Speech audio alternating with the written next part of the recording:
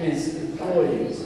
Now that ratio has become 400 to 1. So the top managers of firms are earning 400 times the pay, or the average pay of their employees. These are not the geniuses, these are not the Steve Jobs or the Bill Gates.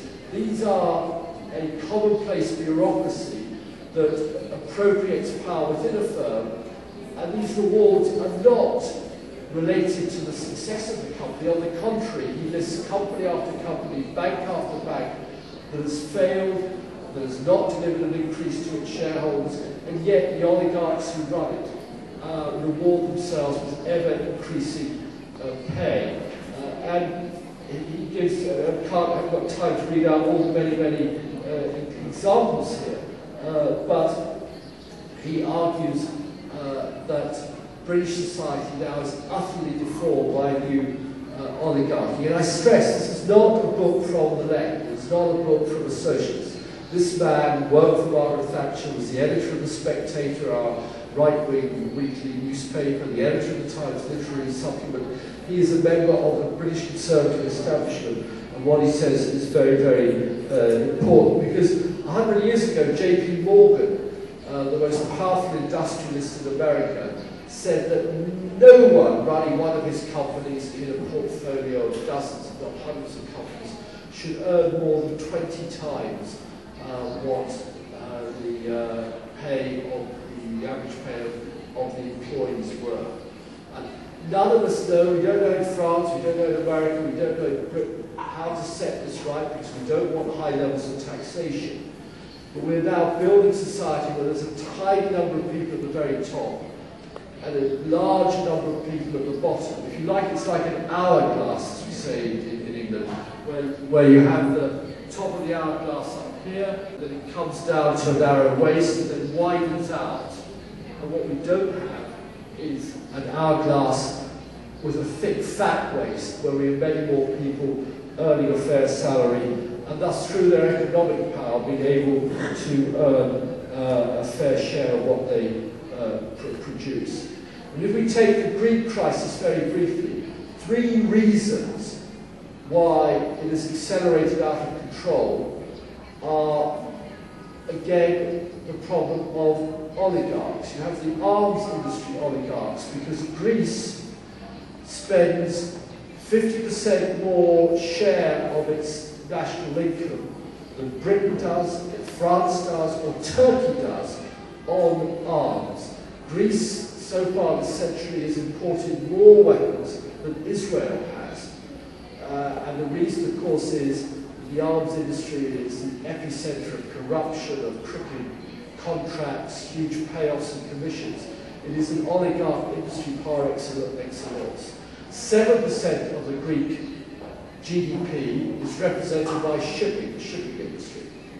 In England, we have a small shipping industry, and the shipping industry in England pays £780 million a year in tax to the British budget, to the Treasury. In Greece, despite shipping representing 7% of the Greek GDP, the shipping oligarchs of Greece pay nothing to their state. They're spending a lot of that money buying mansions in Mayfair at the moment. And then the third group of oligarchs in Greece, because the biggest single landowner, property owner in Greece is the Orthodox Church, and the oligarchs of the Orthodox Church pay absolutely no money in tax, not even the salaries of their monks and priests taxed in Greece. You cannot have a society in which the oligarchs of faith, the oligarchs of shipping, the oligarchs of the arms industry avoid any common responsibility with the rest of their citizens. And the crisis in Greece is not membership of the euro, the single currency, but rather the failure to tackle this growing inequality. And then that's also leading, as we saw in 2008, the first time there was an armed invasion by land, sea and air of another European country since the Russian tanks went into Prague in 1974. We're seeing a turn away from normal state-to-state relations. We're also seeing the Putinization of politics. Because one of my heroes is George Washington, not just because he kicked the English out of America and helped establish American democracy, but because after 8 years he stood down. This was the most powerful man in America. This was a god. This was an untouchable figure. But after 8 years of being president, he said, "Sussy, that's enough. I'm going back to my farm without burning." Instead, what we see is the Putinization of politics. We see political leaders wanting to stay on and on and on. President, Prime Minister, back to be president again. Erdogan in Turkey, who I hugely admire, but also looking to say they play the same game and moving from being Prime Minister to President. We saw it again and again in Europe when leaders stay for more than 10 years, they run out of steam. Margaret Thatcher did, Helmut Kohl did, François Mitterrand did. And I'm very glad the French people have had the good sense to stop Mr. Sarkozy being tempted to go down the same fateful road. So we need the re-politicization of Europe by leaders realizing they're not indispensable. Because if they don't adopt the politics like George Washington of handing on to the next generation, then the next generation feels disempowered. They're disempowered economically as it is. 50% unemployment amongst young people in Spain. 25% unemployment, 23% in my own country and Emma's country, Britain. We're a much more varied, more mature economy, if I can put it like that, than the Conservative Party is. We're seeing again emigrations. People leave their nation because they have no confidence in its future. And a nation whose people want to leave it is a nation that is robbed of its best and brightest talent and energy. And therefore, this lack of economic and political confidence is leading also to, I think, a grave breakdown of social confidence. And so we see that generally in Europe. And I think there's a strong possibility that you've got just, the Greeks are a minor symptoms. The Greeks are the Delphic oracle of Europe.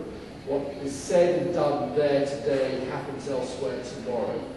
And if Greece exits the euro, then I think it will be difficult to stay in the European Union, perhaps it can join the Arab League. We'll see other countries following suit. Is it possible for Spain or Italy to stay in the European Union if Greece leaves?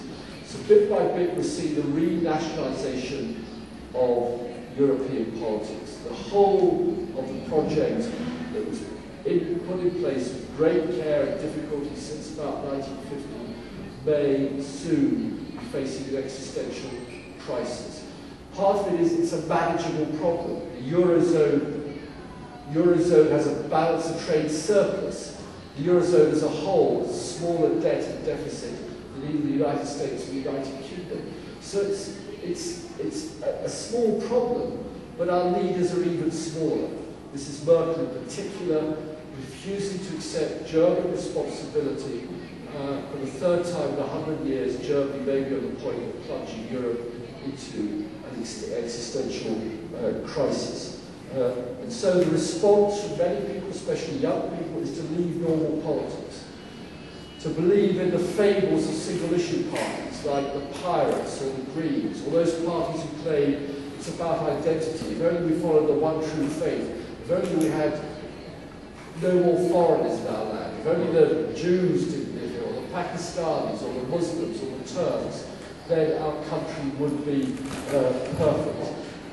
Those single issues, the Occupy movement, the Indignavus movement, are an example of what's going on. So just to finish, we come to the end of a long era that started in 1980, that brought about many good things: the end of communism, a lot freer society, rights for women, rights for gay people, and a huge assault on formalised racism, the end of apartheid, a lot of people taken out of poverty, particularly in China. But that deregulated economic system initiated by Mrs. Thatcher and Ronald Reagan has come to an end.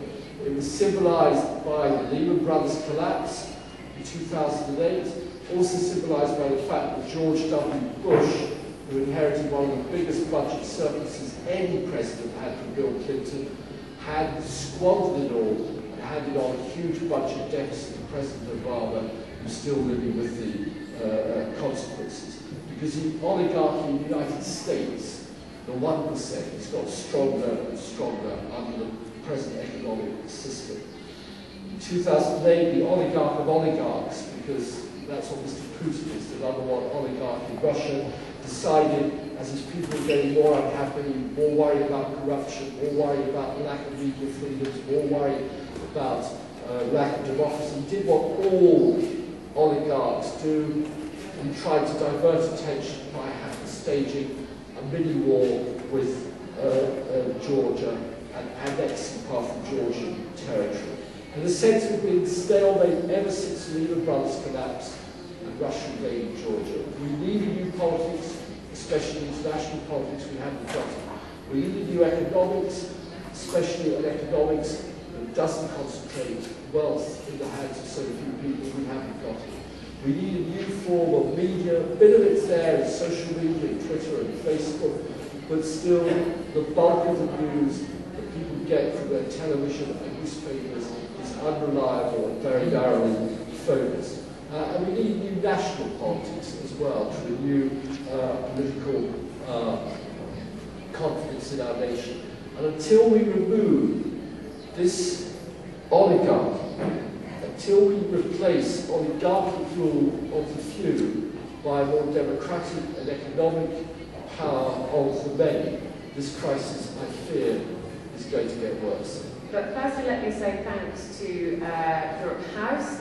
I'm going to be talking about the Eurozone. I'm going to be talking about how Europe needs to get its house in order, excuse the pun, and the impact of the elections both in France and Greece recently and other recent events in the Eurozone crisis and the prospect of solving that crisis.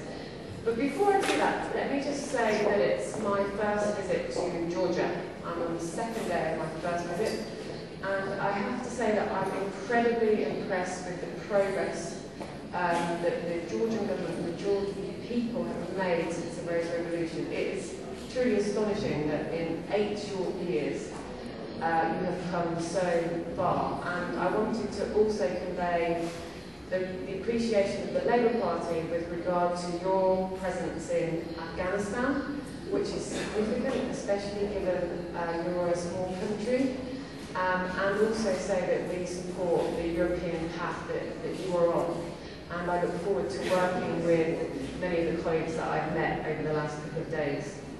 Now, let me turn to the Eurozone. On May the 6th, I was in Paris drinking champagne with my socialist friends on the Place de la Bastille. And it certainly was one of the most incredible political celebrations that I've ever witnessed and been part of.